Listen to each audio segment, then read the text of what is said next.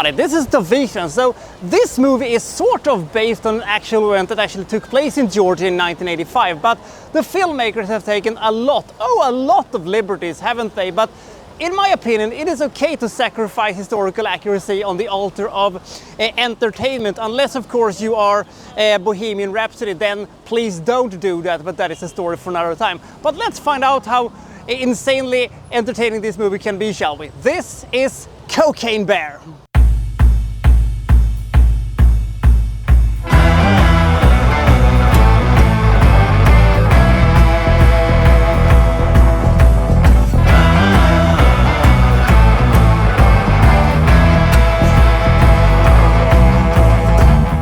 So we have a bunch of drug dealers who dumps a bunch of cocaine over Georgia in 1985. The thing is that most of it lands in a national park, and the gangster boss played by Ray Liotta in one of his final movies sends away a bunch of his goons to find out where the cocaine is and try to get it back.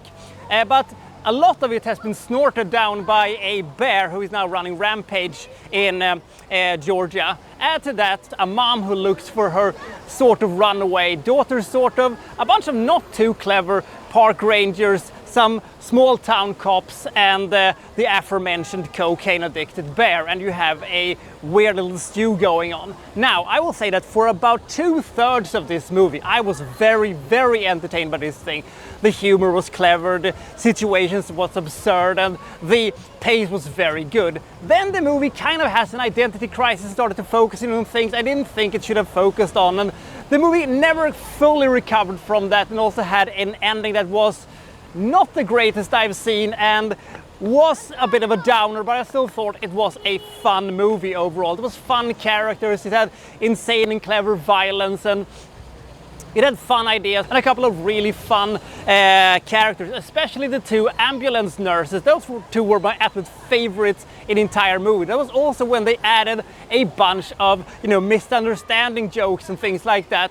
And that was really fun, and I really hoped at that point that that's where the movie was going to skyrocket into the next stratosphere. But that is also a slight bit ahead of where the movie would shift gear towards something else, which I thought wasn't necessary, but that is a story for another time, and maybe that's just me complaining about it.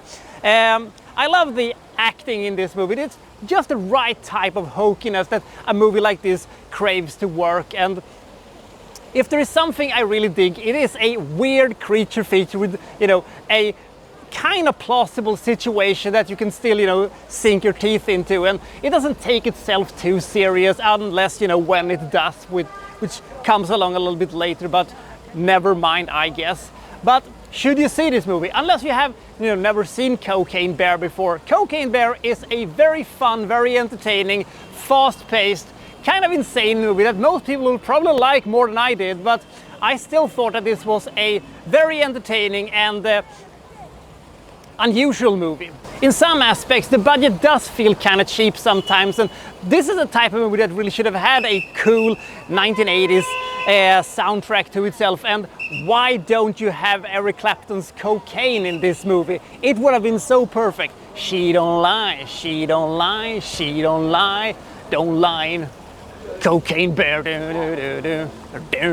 or something like that. I don't know, but this is yet a movie that you probably should see if you've never seen it, and 95 minutes will disappear fairly quickly, and you will say, hey, I'm glad I saw this movie, but it's not a movie that you will see again and again and again and again, but for 95 minutes, it'll do the job.